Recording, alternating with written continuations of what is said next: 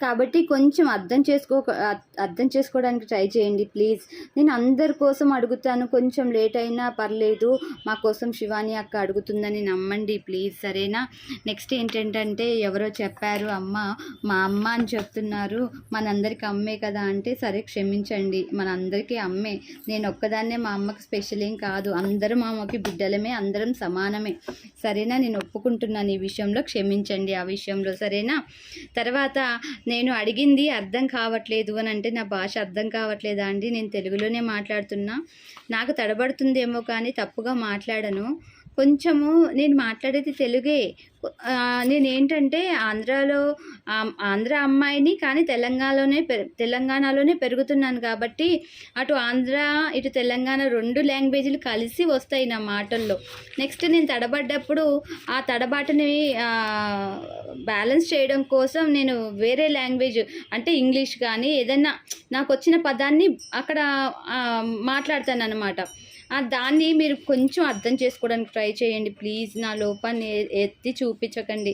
అలా ఎత్తి చూపించడం వల్లే నేను చదువు ఆపేసుకున్నాను. నెక్స్ట్ నేను ఇంగ్లీష్ మాట్లాడడం నేర్చుకోకపోవడానికి మెయిన్ కారణం కూడా అదే. నేను ఎప్పుడు మాట్లాడబోయినా మా ఇంట్లో చాలే నచ్చదని ఆపేసే అనేవాళ్ళు. దానివల్ల నేను ఇంగ్లీష్ నేర్చుకోవడమే మానేశాను. ఇంగ్లీష్ మాట్లాడితే ఇంకా స్పష్టంగా రావాలి అని చెప్పేసి.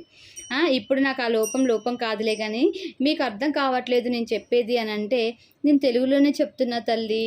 అందరూ తెలుగు, మన ఛానల్లో నా సబ్స్క్రైబర్స్ అందరూ తెలుగు వాళ్ళే కదా. సరే ఇంగ్లీష్ వాళ్ళైనా కానీ మన తెలుగుని ఇంగ్లీష్లోగా ట్రాన్స్లేట్ చేసుకొని చూడొచ్చంట, మా బాబు చెప్పాడు. అలా ట్రై చేయండి.